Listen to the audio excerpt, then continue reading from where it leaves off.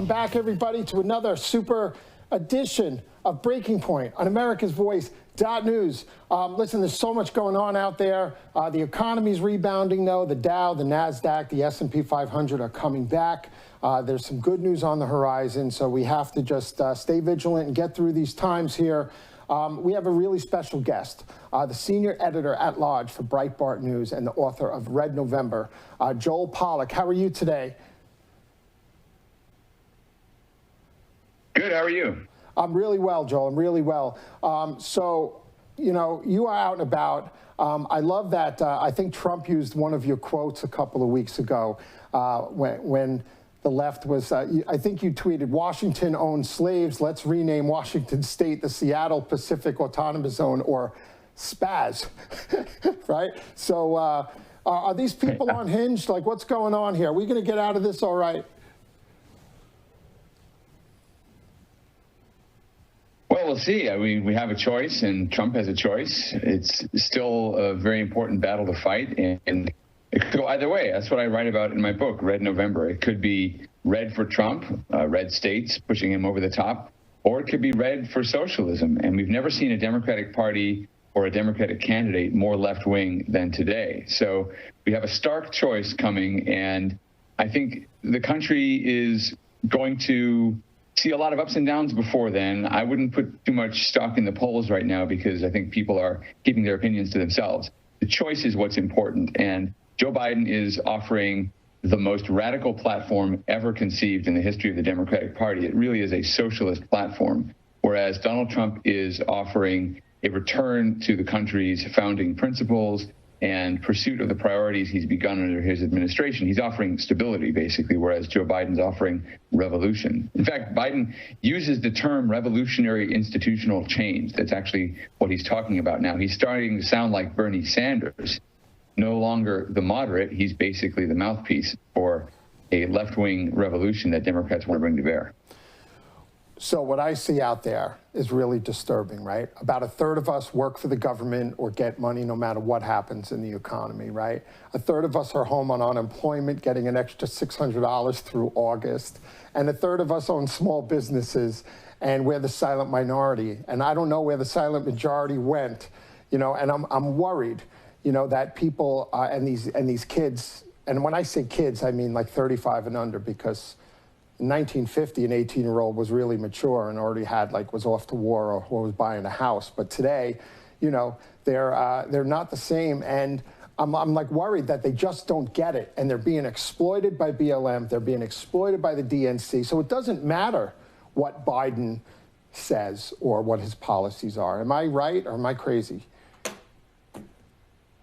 No, I think it does matter. I mean, I think people are going to start to drill down on this. Look, right now, people aren't thinking so much about the choice they face.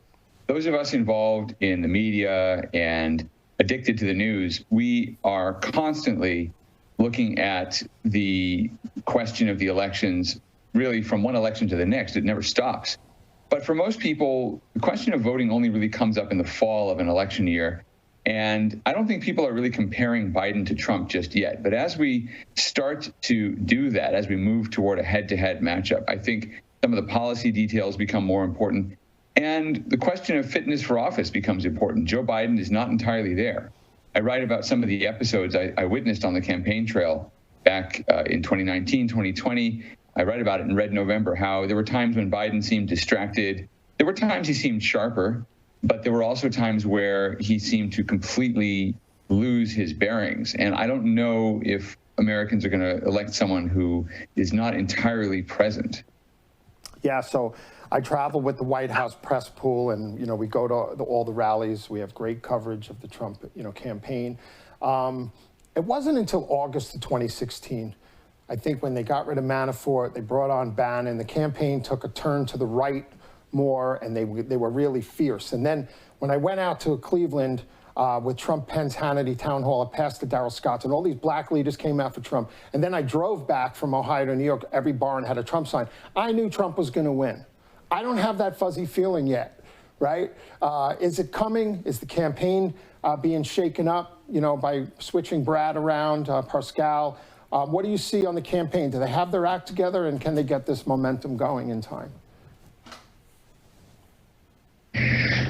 I think the fact that there are some shakeups in the campaign is a good sign President Trump wants to win. I mean, I don't have a personal opinion, nor do I have any information as to whether Brad Parscale did a good job or Bill Stepien, his replacement, will do a better job. I don't know. What I do know is that the changes mean Trump is serious about winning and that he's engaged now in the campaign.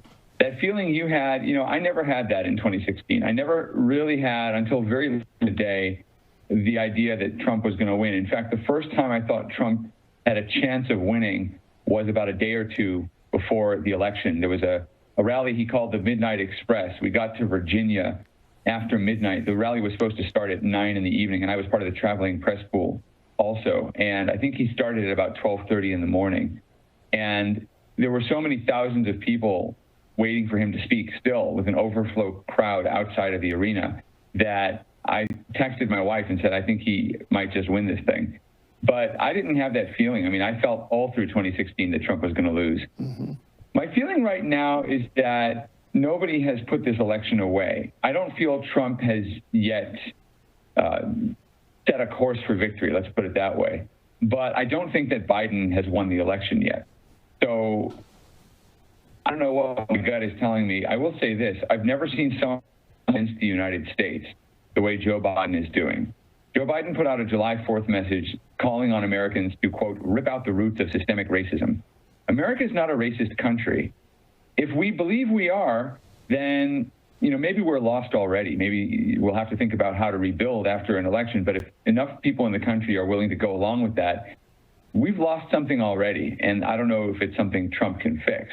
And we would have lost that because of the media, because of the opposition, and maybe just the unique circumstances of the coronavirus and so forth. But I don't think America is there yet. I think Americans are getting ready to stand up for themselves and fight back. And I don't think Joe Biden's pitch is the right pitch. He could change, he could improve his campaign, but I don't think he's running his campaign. I think his campaign's being run by other people, by old hands from the Clinton administration, the Obama administration, by young ideologues from the Sanders campaign. This is a campaign by committee for Joe Biden. Trump is getting in there, changing people around. I think that Trump is engaging more and more with the business of campaigning. Remember, he's had to govern through the toughest crisis any American president has faced since the Second World War. And I think that he's had to devote his attention full time to that. Once he starts focusing campaigning, I think you'll start to see the energy pick up there. But the weapons that worked in 2016 are not going to work in 2020. We saw that in Tulsa. The big rallies, people love them, but American voters are looking for something else. And I think Trump is in the process of figuring that out. So this thing's a long way from over. Yeah, well, I think it's the left's goal to keep the economy locked down. I was in Tulsa. There was still 12,000 people in that arena. And, Tulsa was very hard to get to. I had to fly into Dallas and drive 5 hours up to Tulsa. There were very limited flights. People have been under lockdown in private businesses. They're getting their butts kicked by these blue state lockdowns. And, it costs $3, $4, $5 grand to close your business, get on a plane, go to a rally. So it's been very difficult. I wanted to know what you thought, because I think BLM, there's going to be a big lashback against Biden and BLM and the DNC message right now from the public, because they're sick of being called racist. But I also see a media cycle that's 98%, just pounding it into these people who are watching CNN and MSNBC and even Fox, that we, that I think they're trying to take them down. So what about mail-in voting and ballot harvesting? Do you think that is going to be a threat with the continued lockdown against Trump? Well, those are two different things. So let's talk about that for a second. So there's absentee voting, there's mail-in voting, and then there's ballot harvesting. Absentee voting is the way our military often votes. It's what you have to do if you're working away from home, you're at college, you're sick. You can send in a ballot once you apply for it, and you do it in the proper way. That happens, and usually absentee ballots don't have that much of an impact on a race, but they can. Then there's mail-in voting, which is what some states already have, which is where you can request to be a voter who votes by mail. You don't have to go to the polling place. You still can. But for example, in California, my wife and I both vote by mail. I didn't used to do it. I only just started doing it this year during the primary. But basically, you apply to vote by mail, you fill out the form, then they send you the ballot and you have to return it by a certain deadline. You have to have it postmarked by Election Day in California. It's very generous. You can still show up and vote if you want, but you can also mail it in. And then there's ballot harvesting. Now, that's something else. Ballot harvesting is where someone can come to your door and hand in your ballot for you. And there's no limit on the number of ballots that person can hand in. There's also no verification of who the person is. And there's no controls, no system, nothing. And you don't have like a little tracking number to make sure your ballot gets put in the ballot box and that it's counted. You don't have anything like that. California has created this system. Nancy Pelosi wants to extend it to the entire country. It is considered fraudulent in other states, and it's considered fraudulent even in third world countries. It allows ballot stuffing or ballot box stuffing, where basically you just have some party operative come along at the last minute and push 300 ballots into a box that then get counted. California has legalized that, and they say they're doing it so that more voters who might not be able to get to the polling place can be heard and counted. That's complete nonsense. It's basically handing control of the elections to political parties. And in California, that means handing it to the Democrats. Republicans are much more protective of their ballots. They don't want to hand their ballots to strangers. Democrats are more likely to give their ballots to strangers, especially if it's a union organizer or someone they've met before. So ballot harvesting is basically legalized cheating. And I think that vote by mail is sort of in a gray area. I mean, you can do it in states that have done it for a while already. Even there are problems. What I think the Trump campaign is worried about is that Democrats will use vote by mail to cheat in a ballot harvesting kind of a way. And, it takes years to develop these systems in a reliable way. You can't just overnight decide to vote by mail. So there's a lot of potential for fraud. I think people who can vote by mail should. If you want to vote for Trump, don't be discouraged from voting by mail. But I do think that the Trump campaign has to fight these efforts. Well, Joel, I want to thank you so much for joining us. It's really insightful stuff. Can we have you back when we have some hot topics? Yes, absolutely. Would love to do it. And make sure you read my book, Red November. Yeah, so our audience, go get Red November. I'm assuming you can get it on Amazon and Barnes & Noble? Yeah, all those places. All right, good. Everybody go get Red November. Joel Pollak, Senior Editor at Large, Breitbart News. You're a treasure. So thank you so much for your time. Have a great day. Take care.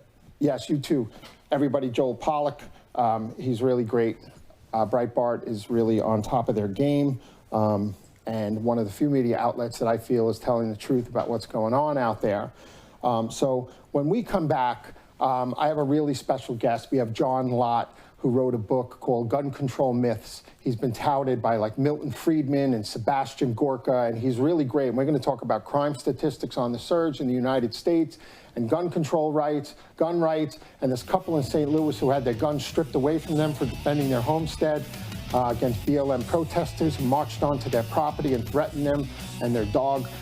So my name is David Zere. You're watching Breaking Point, and we will be right back, coming back from this break. Thank you so much.